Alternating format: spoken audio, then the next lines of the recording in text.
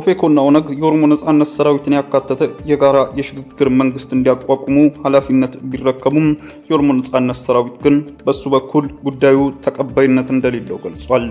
የኦሮሞ ነጻነት ግንባር ኦነግና የኦሮሞ ፌዴራሊስት ኮንግረስ ኦፌኮም የኦሮሞ ነጻነት ሰራዊትን ያካተተ ክልላዊ የጋራ የሽግግር መንግስት እንዲያቋቁሙ ኃላፊነት መረከባቸው በትላንትናው ዕለት ነበር የተገለጸው።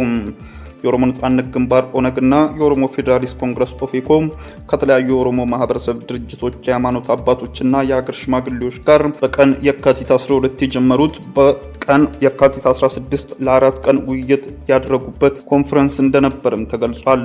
በኦሮሚያ ያለውን የፖለቲካና የጸጥታና የሰብአዊ ቀውስ ጉዳዮች መፍታት ላይ ባተኮረው ውይይት የኦሮሞ ነጻነት ሰራዊት የኦሮሚያን ድንበር በሽግግር መንግስት አስተዳደር እንዲጠብቅ ሁኔታዎችን ለማመቻቸት ኦፌኮና ኦነግ ኃላፊነት መውሰዳቸውን ኦፌኮ ትላንት በወጣው መግለጫ አስታውቋል።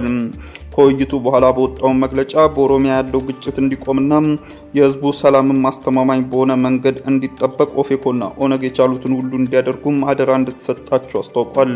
በተጨማሪም በኦሮሚያ ክልል ያለው የፖለቲካና የአስተዳደር ችግርን ለመፍታት የኦሮሞ ህዝብ ዲሞክራሲያዊና ነጻ በሆነ መንገድ መንግስት እስኪመርጥ ድረስ የኦሮሚያ ፓርቲዎችና ጉዳዮችን የሚመለከታቸውን አካላት ያካተተ የኦሮሚያ የጋራ የሽግግር መንግስት ኦፌኮና ኦነግ እንዲያቋቁሙ ከስምምነት ላይ መደረሱ ተገልጿል። በአሁኑ ወቅት ከመንግስት ጋር ግጭት ውስጥ የሚገኘው የኦሮሞ ነጻነት ሰራዊትም በሽግግር መንግስቱ ኃላፊነት ወስዶ የኦሮሚያን ህግ፣ ሰላምና ድንበር በመጠበቅ እንዲችል ሁለቱ ፓርቲዎች አስፈላጊውን ዝግጅት እንደሚያስተባብሩ በመግለጫው የተመለከተ ቢሆንም ግን የኦሮሞ ነጻነት ሰራዊት ይህንን ጉዳይ ተቀባይነት እንደሌለው አስታውቋል። የአዲስ አበባና የኦሮሚያ ድንበር ችግርን መፍታት በተመለከተ አዲስ አበባ በታሪክም ሆነ በህግ የኦሮሞ ህዝብ ንብረትና የኦሮሚያ ዋና ከተማ መሆኗን ሙሉ በሙሉ በማመን ተጠሪነቷም ለኦሮሞ መንግስት እንዲሆን የኦሮሞ ነጻነት ግንባር ኦነግና የኦሮሞ ፌዴራሊስት ኮንግረስ ኦፌኮ ኃላፊነት ወስደው እንዲያረጋግጡም ከመግባባት ላይ ተደርሷል። በተጨማሪም ወሎ፣ ድሬዳዋን፣ መተከል፣ ሞያሌ፣ መደወላቡ ከተሞችንና የመሳሰሉ አካባቢዎችን ጉዳይ በተመለከተ በተለያዩ መንገዶች ተቆርጠው በኦሮሚያ አዋሳኝ አካባቢዎች በሚገኙ ክልሎች ውስጥ የቀሩ የኦሮሚያ ድንበሮች በዓለም አቀፍ ህግና በአገሪቱ ህግ መሰረት ወደ ኦሮሚያ ክልል እንዲመለሱ ለማድረግ ኃላፊነቱን ወስደዋል። የገዳ ስንቄ ስርዓትም የኦሮሞ የፖለቲካ ባህልና የማህበረሰብ አንድነት መሰረት ሆኖ እንደሚቀጥልና ፓርቲዎቹ ስርዓቱን ለማዘመን እንደሚሰሩም ተገልጿል። በውይይቱም አንድም የመንግስት ባለስልጣናት ያልተሳተፉ ሲሆን የኦሮሚያ ክልልም ሆነ የፌዴራል መንግስት ውይይቱን ተከትሎ ያወጣው መግለጫ በተመለከተ የሰጡት አስተያየት የለም። በተጨማሪም በስምምነቱ ውስጥ ስሙ የተጠቀሰው ቡድን የኦሮሞ ነጻነት ሰራዊት ውይይቱን እንደማይደግፍ ደጋግሞ ሲገልጽ ቆይቷል። በደብረጽዮን ገብረ ሚካኤል የሚመራው የህወሓት ክንፍ ከኤርትራ መንግስት ጋር እየሰራ መሆኑን መረጃ አግኝቻለሁ ሲል ኦኤምኤን ዘገበ። ስብሃት ነጋና የኢትዮጵያ ደህንነት መዋቅር ለረጅም ዓመታት በመሩት በአቶ ጌታቸው አሰፋ የሚመራው ቡድን የአስመራውን መንግስት ከነደብረጽዮን ቡድን ጋር ለማስተባበር ስራ እየሰራ እንደቆየ የደህንነት ምንጮች ገልጸውልኛል ሲል የዘገበው ኦኤምኤን ነው። በደብረጽዮን ገብረ ሚካኤል የሚመራው የህወሓት ክንፍ ከፍተኛ አመራሮች አስመራ ሄደው እንደነበርና እንዴት አድርገው የትግራይ ጊዜያዊ አስተዳደርን ከስልጣን ማውረድ እንደሚቻል እንደመከሩም ዘገባው ይገልጻል። ከዚህ ጋር በተያያዘ ጊዜያዊ አስተዳደሩ በትግራይ በርካታ ደጋፊዎች ማፍራቱንና ወጣቱ ክፍል ጦርነት አለመደገፉን ጊዜያዊ አስተዳደሩ ከስልጣን ለማውረድ ከባድ እንደሚያደርግም በውይይቱ መጥቀሱን ያካትታል።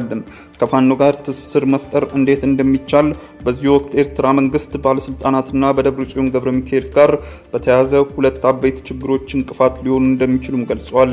አንደኛው ፋኖ በብዙ ቡድን የተከፋፈለ መሆኑ ጥምረት ለመፍጠር አስቸጋሪ መሆኑን የተናገሩ ሲሆን ሌላኛው ችግሩ ከወልቃይትና ራያ ጋርም በተያያዘ ከአማራ ክልል ኃይሎች ጋር ስምምነት ላይ መድረስ ከባድ እንደሚሆን በውይይቱ ላይ መጥቀሱን የደህንነት ምንጮች ጠቅሰውልኛል ሲል ኦኤምኤን ገልጿል።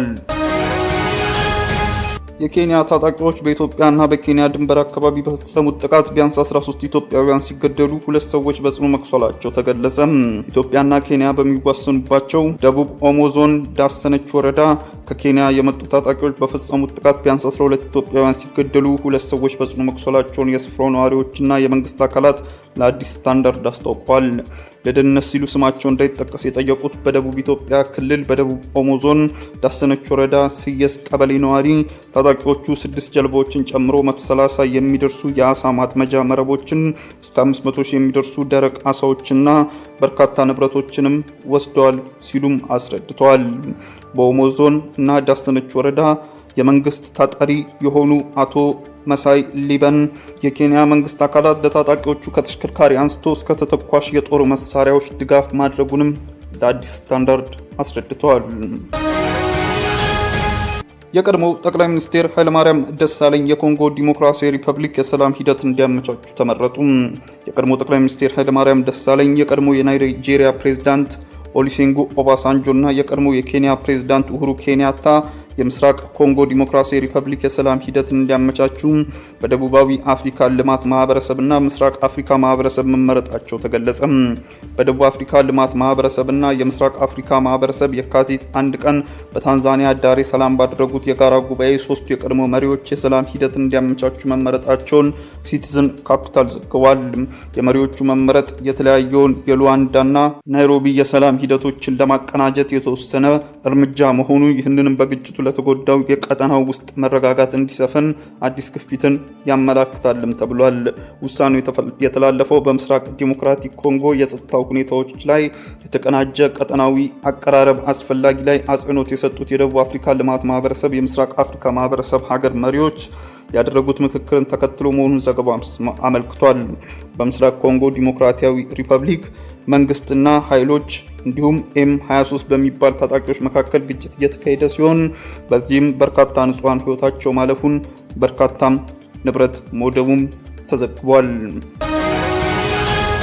ውድ ተመልካቾቻችን በዕለታዊው የዛሬ ውሎ ፕሮግራማችን ይዘንላችሁ የቀረብናቸው ዋና ዋና መረጃዎች እነዚህ ነበሩ። ከፕሮግራም ጋር አብሬያችሁ ቆይታ ያደረኩት እኔ አብዲስ አደፋር ነበርኩ። ከሌሎች የኬሎ ሚዲያ ፕሮግራሞች ጋር መልካም ቆይታም